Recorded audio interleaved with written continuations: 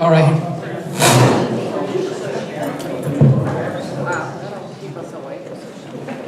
Good evening. I'm Mary Hugson Callan, President of the League of Women Voters of the Rochester Metropolitan Area. The League is a nonpartisan political organization. That's because the mics are close together, I think. Might have to spread those chairs out. Okay. Is it doable? Maybe we'll just talk loud. What do you think? Can we talk now? Well, let's start with this, and then we'll pick up the mic if we need to. Let's go ahead. Great. Great. Acoustics in here is pretty good. Yes. As you probably know, the League is a nonpartisan political organization which encourages informed and active participation of citizens in government. We influence public policy through education and advocacy. We focus significant effort on registering new voters and encouraging them to get out and vote. If in fact you are not registered, please talk to us before you leave. By the way, the League of Women Voters is not limited to women only. Men are most welcome to join us in making democracy work. On behalf of all the members of the Rochester League, I'd like to welcome you to the beginning of what we hope is an ongoing community conversation, and in part, an updated civics lesson on breaking barriers to voting in New York State. We'll be focusing tonight on issues surrounding voter registration, and next month, we'll focus on the voting process. Our distinguished presenters are Jennifer Wilson, Director of Program and Policy for the League of Women Voters in New York State. Our Monroe County Board of Elections Commissioners, Thomas Ferraci and Doug French. Our moderator is League member Catherine Smith. We're proud to sponsor this important presentation, which will be followed by a short question and answer segment. After that, we invite you to discuss 2 questions at your table and then share your insights at this podium. Our presenters will be available during your table discussion and for a short time after the forum. We request, of course, that all our guests respect our panel, our hosts here at Asbury First United Methodist Church, and the League's own commitment to civil and respectful discourse. Please join me in welcoming Jennifer Wilson, Tom Ferraci, and Doug French.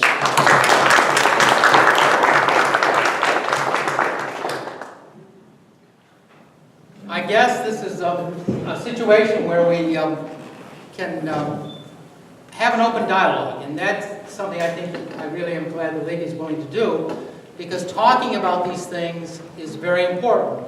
And unfortunately, so often when we talk about these things, it's pronouncements from people. This is what I want to do, this is the way this should be, and it isn't a two-way dialogue. So what I think the League is doing here today is giving us this opportunity to talk about this in particular, and most of the topic today is about registrations.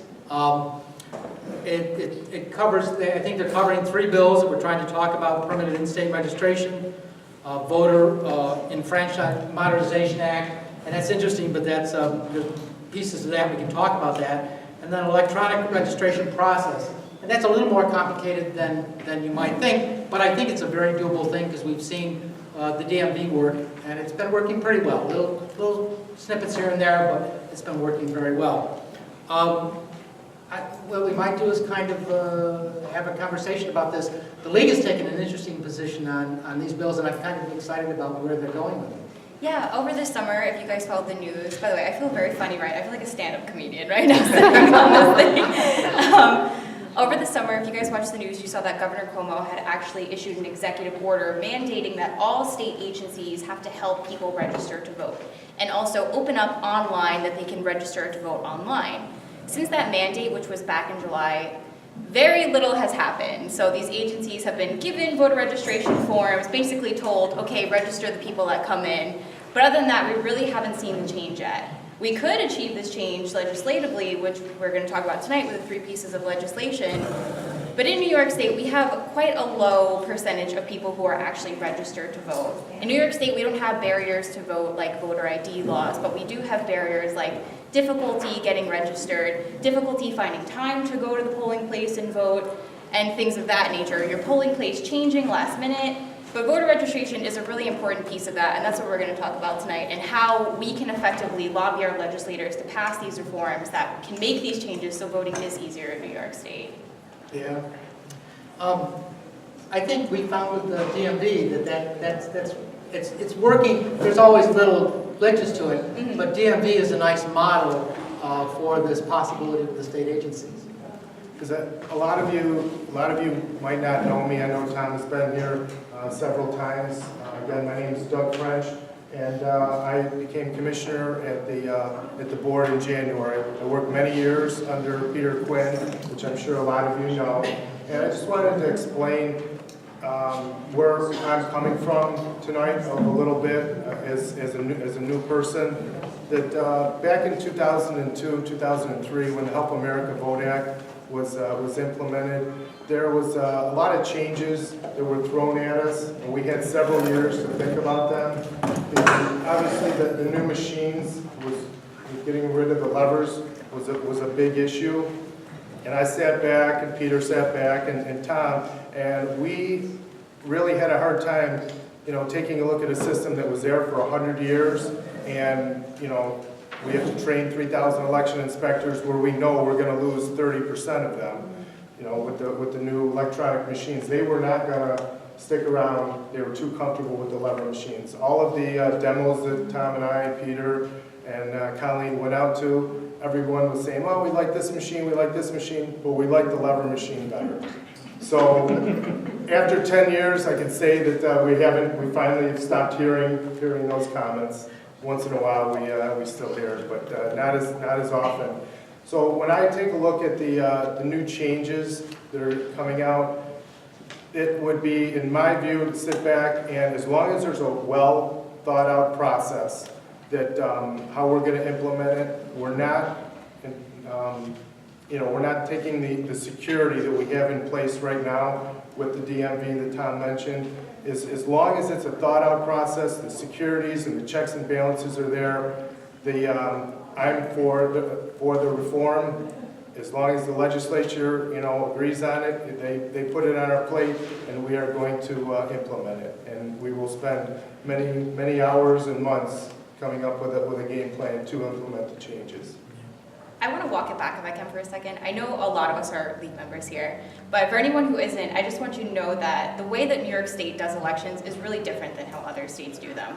So we have a state board of elections that oversees the entire state, but it's actually the individual counties themselves that do the election administering. So we're a little bit different in that our 62 counties get to make a lot of decisions and have to spend a lot of money on actually putting on these elections for us.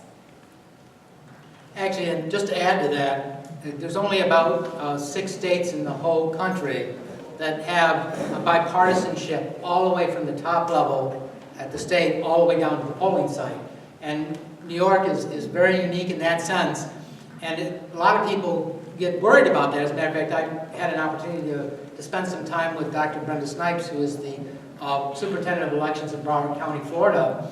And after 2 days, well, at the start of the 2 days, she said to me, how can you possibly have a Democrat and a Republican in the same office and get anything done? Well, it's because we work together, we understand that the voters are more important, and we get things done that way. Well, it took a while, but after 2 days, she kind of goes, this is an interesting process that you folks have, because we discussed back and forth. And so I'm really actually proud of the fact that New York State does that, and we do it successfully. We haven't canceled any election days. They all happen. So I think that that's a very important thing. And that does fall back, too, somewhat on what Doug has said. New York State, when HAVA was passed, New York State kind of held back. Yeah, the courts eventually forced us to do new machines. But if we'd bought the first year or so, we would have been like Florida, and we would have sold those machines or thrown them out and spent millions more to get new machines. I think they went through 3 sets of machines down there, and we drew a line in New York State. We talked about paper, we talked about security, there was no electronics allowed in the machine that could transmit anything, there was nothing anybody could stick in the machine to change it to back. That's the only thing you could put in the machine. We drew those kind of lines, and believe it or not, we just didn't fight with some of the public who wanted all this fancy stuff that frankly was very insecure. But we actually fought with the vendors themselves. Oh no, this is where technology is going. And so we learned, in one sense, to put our foot down a little bit and say, okay, this needs to be done right. And part of this discussion, hopefully, that we're going to have is to talk about some of the right things we need to do to implement some of these changes. That's why I went back to the DMV, and that's a good model. It seems to be working. Right. We're working with it. And if we were to talk about that in terms of the agency stuff, which is, I believe, part of the electronic registration process, part of that one assembly bill. What happens with DMV for now, when you go into DMV, you have to opt in to the process. We want to change that to an opt-out. In other words, you're automatically registered unless you say, no, I don't want to be. The other thing is that we don't want to have those kind of things held up because of signatures or what have you. The bills do provide an opportunity for us to be able to go and get a signature once we get a registration. In other words, a way to reach out to the voters and get a good signature. Because that's part of what we run into DMV a little bit, is sometimes the signatures aren't always clear. But DMV has been pretty good. They got to the warehouse. Yeah, we handle it internally. If we don't get a signature that we think is going to pose a problem on election day when that person goes to vote, we have a system set up in our office where we do a mailing out to that person asking for an updated signature. And in almost every case, we get a new signature back, and we run into very few issues. Yeah. Other states that do automatic voter registration, which I'm sure you guys have heard of, Cuomo likes to talk about this issue a lot. They do it primarily through the DMV. The only state that doesn't is Alaska, and they actually do it, you know how you have to live in Alaska for a year before you can get the money that Alaska gives you for living in Alaska? So when you get to your 1 year, that's when they put you as an automatically registered voter there. Part of our issue with just doing DMV, and it would be really nice if we could do that, is particularly in New York City, a lot of people don't have driver's license, and they don't go and get non-driver's license. And so DMV leaves us a little shy, and if we were to just rely on them, whereas if you go to Oregon, I guess you can do driver's license because you can't get any place without a car there. But I think the prospect of trying to get the agencies, and it's funny because people say, well, what agencies? Well, almost any agency that you might do business with could be a source for us in terms of getting voter registration. And not just the social service agencies that we've talked about, but any agency, you go get a permit for something. You go get a pistol permit. Hunting and fishing licenses. Hunting and fishing licenses. Those kind of things. In other words, the line doesn't have to be, and that's sometimes what people don't get. And to be honest with you, if we can work that out in a similar way as with DMV, that would probably be very acceptable, and the security out of it would be good. The other thing that's tied into that particular bill, which is the electronic registration process, is making sure that people who ended up out of the system, for example, somebody who unfortunately committed a crime, and they did the crime a felony, and they went to jail for it. In New York State, clearly, when they've served their sentence and they've completed that sentence and come back into the world, or if they happen to come out on parole, they have to kind of get off parole first. But those are the only two restrictions. And unfortunately, they really don't know that they can re-register. And I can say that sincerely because I've been to a couple of houses that are bringing people back in, and not even the people that run those houses understand that completely. So part of this bill would be to make sure that when people finish up on parole, if they happen to get out on parole, or if they finish their sentence and don't go out on parole immediately, they actually get re-registered automatically, so that isn't delayed. Does that include felonies? Pardon? Does that include felonies? If you finish your term on a felony, or if you come out on parole, you can't until you finish your parole. But once that's completed, yes, you can re-register. There's no, and people need to tell people that because it's really important. I think it's one of the areas in which we've tried hard. We've promoted, the league has a great brochure on it. If your league members just go to their website, they have a terrific brochure on it that you can hand out. We actually have those in the office. We've been handing them out because we think it's a real good way to get that word out, and that's an area that a lot of people are confused about. and we want to try to cut that confusion. The other thing that's tied to these three pieces of legislation is the transfer of voter registration from county to county. So once you register in New York State, So currently, right now, there's a statewide database that we've been using for many years. We've never had any problems with it. It's secure. The only difference would be, I think we would still use the statewide database, but if you are registered in Monroe County and you move to Erie County, that you would stay on the rolls. You would not have to re-register in Erie County. Now, there would have to be some election law changes, because currently, right now, if you are registered blank in Monroe County and you move to another county, it's a new registration. You get to start out fresh that day. So you can register in any party you want, and you become registered, a new voter there. But the statewide database right now has worked. How long have we had that? probably been up 7-8 years on that. Yeah, and 7 or it's 8 worked very well for us. Getting notified that, this voter moved to Chautauqua County, this one moved to Westchester County, and it's worked very well for our office. We already have a lot of transfers on there. It's just that they don't get to transfer it. In other words, when somebody registers in Westchester County, we get informed because they're on our system that we got to take them off our system.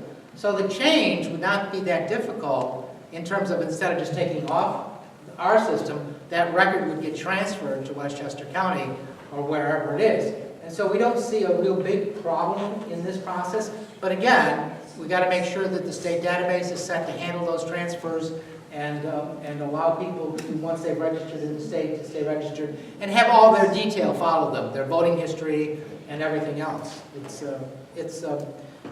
that's just permanent. That's the permanent state registration. We don't see it as a big deal. It's amazing though, but how complicated other people might want to make it. It's as long as there's a good transfer system in process, it really would be all that very easy.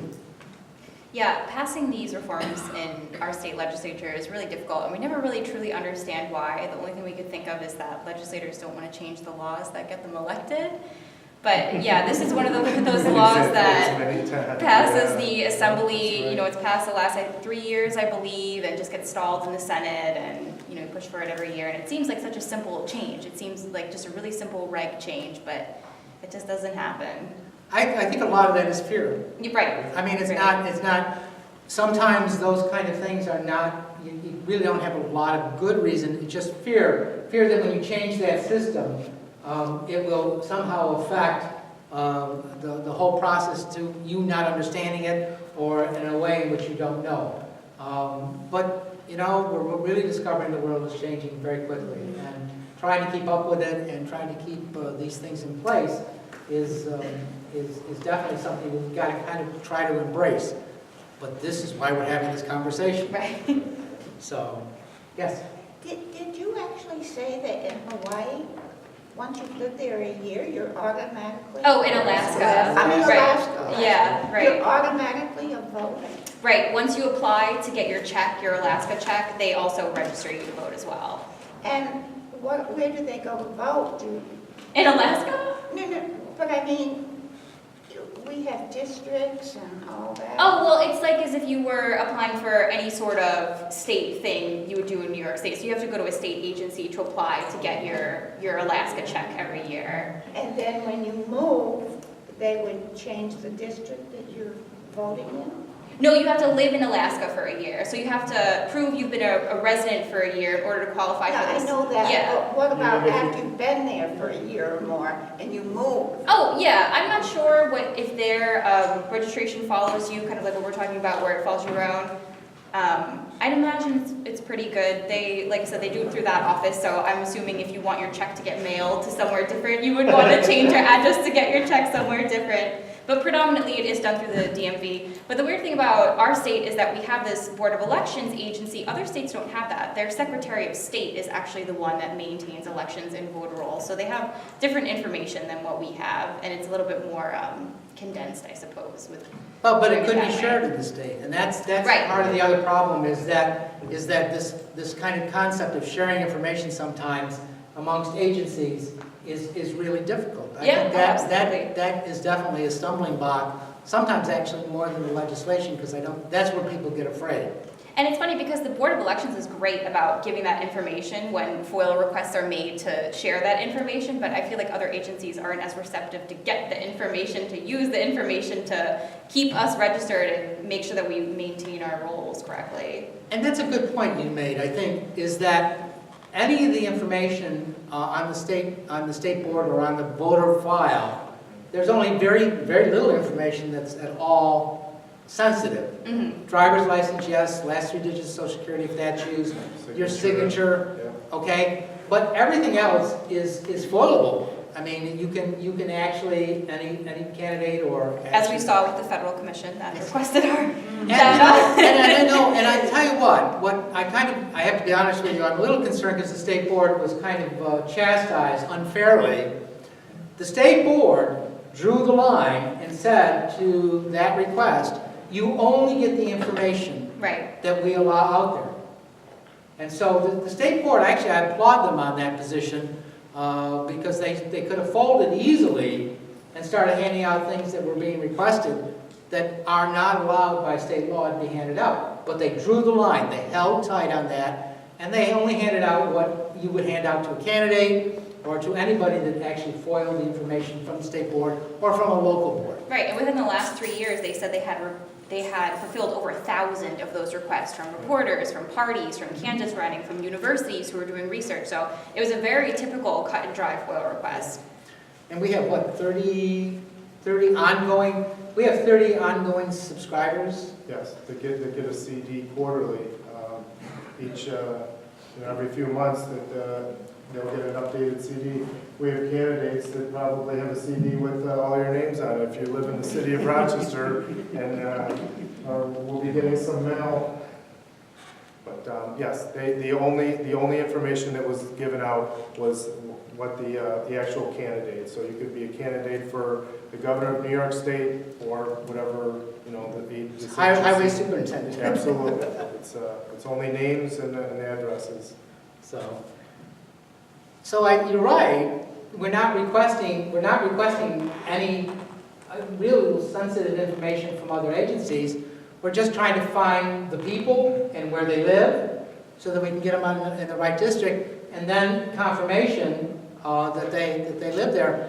One of the things that we do is when we get a new voter in Monroe County, we send them this nice little letter, a welcome voter letter. And the intent is twofold, actually. It's to let them know that we got the registration form and that we're registering them.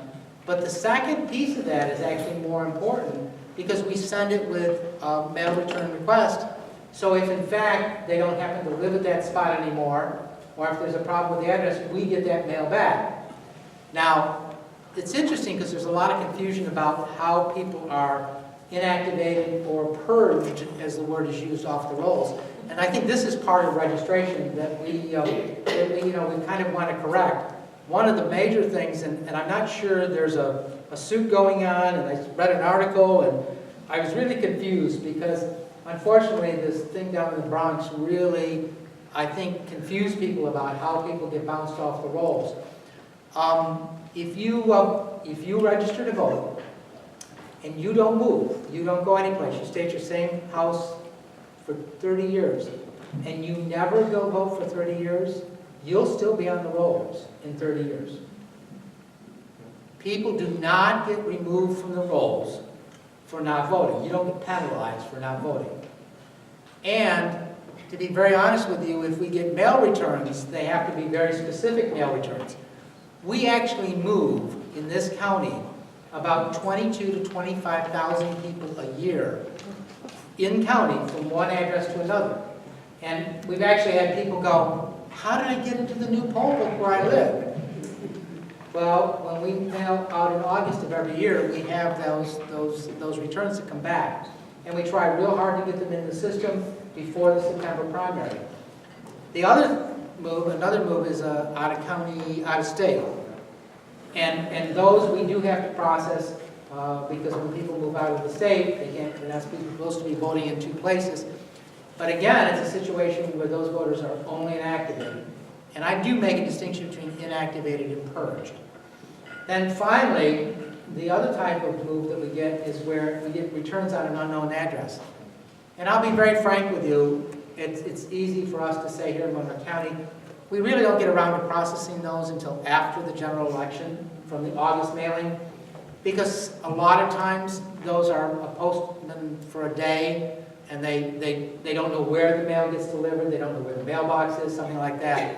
And what we'll do is we'll wait to process them until after the general election. This way, if somebody is where they belong and they vote in the election, we've had activity now from them since that mail return came back, and we won't process it. And that may sound a little weird to some of you, that you got a piece of mail that came back with an unknown address on it. That does not mean you're not eligible for the election. That means that we are going to send you a confirmation letter after the election. But prior to that, we could inactivate you, which means all you have to do is call us and say, listen, I moved from address A to address B. Where is my new polling site? You go there, you're still eligible to vote. And that's the key with the inactive status. The purge means you have to re-register. The inactive status, which we have thousands and tens of thousands of inactive people, and then they get purged. Tom, is it after they don't vote in 2 federal elections? Once you've been inactivated from the system, moved out of county, out of state, moved, unknown address or something of that nature, you have to go through, you're right, 2 federal elections before you'll get purged. We had a question there. What happens when people die? How do you know to take them out? The state, Can you repeat the question? what do you do when people die? For the most part, the New York State Department of Health provides us, through the state board, with a deceased list, and we process that. We also do some local processing based on absolute information. We're very cautious about that because the last thing you want to do is inactivate, decease somebody. And even when we get